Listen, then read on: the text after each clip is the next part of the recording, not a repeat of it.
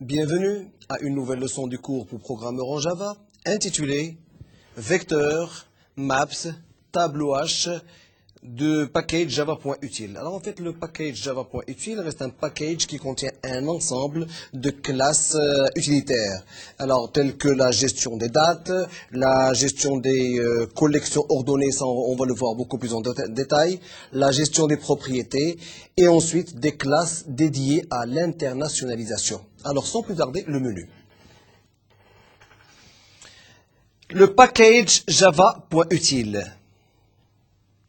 Le collection framework, la gestion des dates et du temps,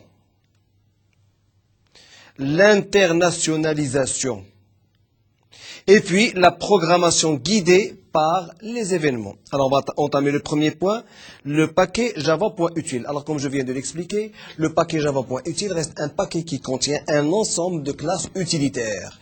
Alors on va le voir tout de suite. Des types de données abstraites d'usage fréquent, c'est-à-dire des collections framework. C'est un modèle pour la programmation guidée par les événements. C'est-à-dire que si vous avez besoin de faire une programmation par des événements, c'est avec le package java.util que vous devez travailler, parce que c'est ce package qui contient les classes correspondantes à la façon dont vous voulez programmer, ainsi que les méthodes que vous voulez utiliser.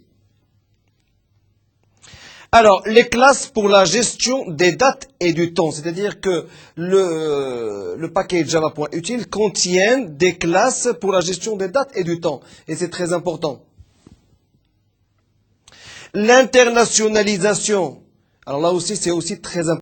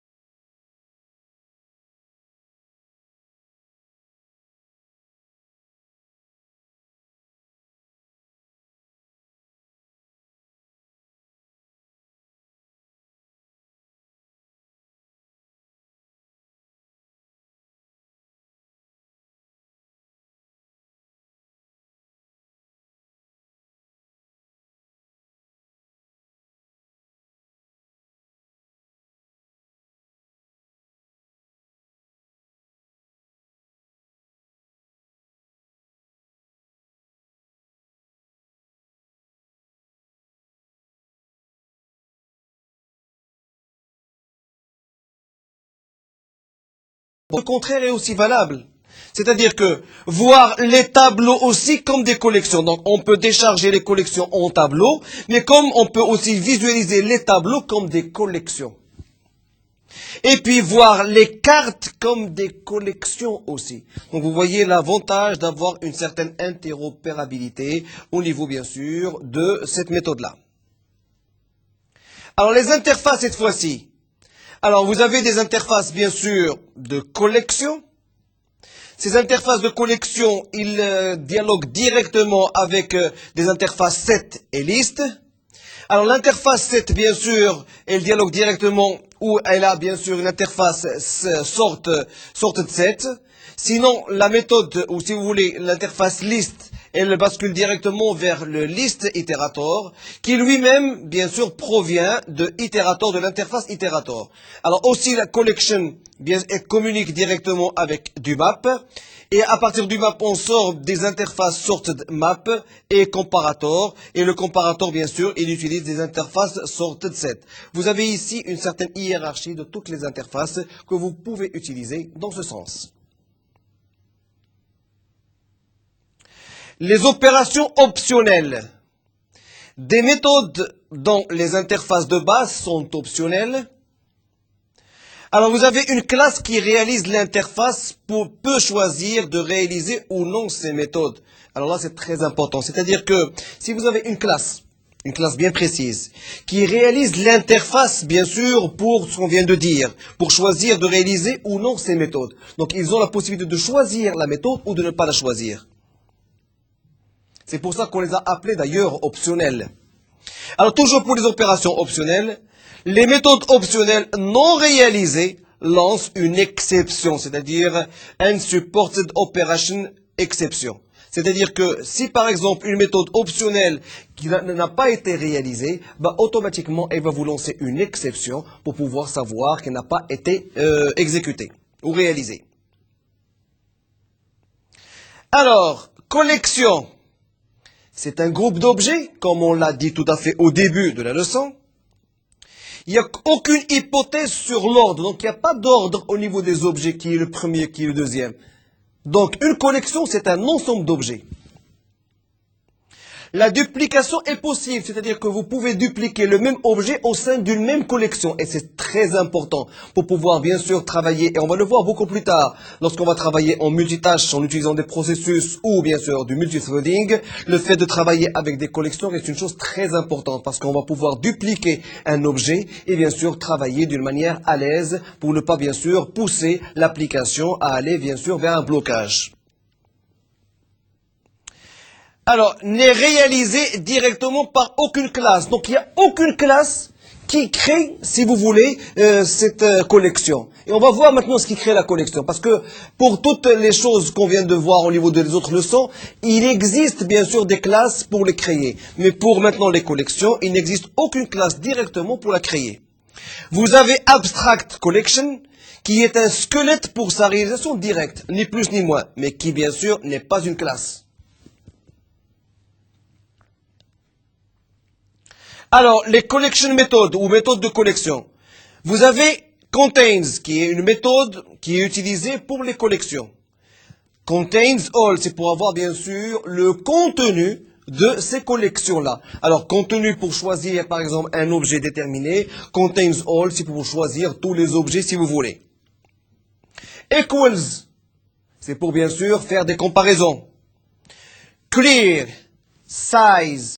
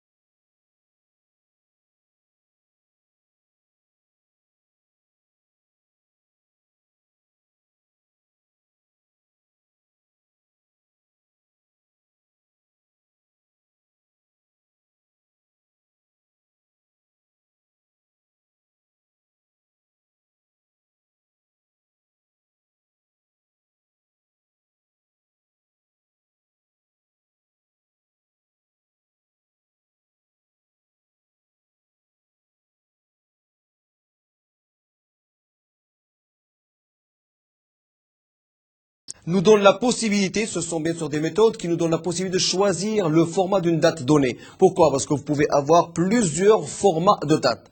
Alors avec Java, vous avez la possibilité de choisir un format de date bien précis pour pouvoir l'exploiter au niveau de votre programme. Time zone, simple time zone. Là aussi, vous avez la possibilité d'utiliser le time zone avec ici, est-ce que c'est le simple time zone ou c'est un format du format horaire.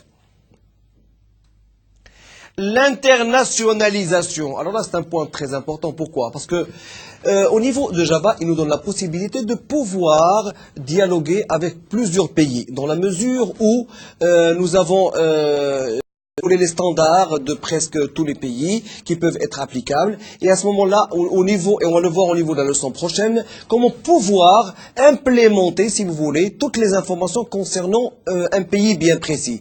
Lorsque je parle d'informations, c'est le format des nombres, par exemple, ou des chiffres, le format des dates, la structure des données, et ainsi de suite.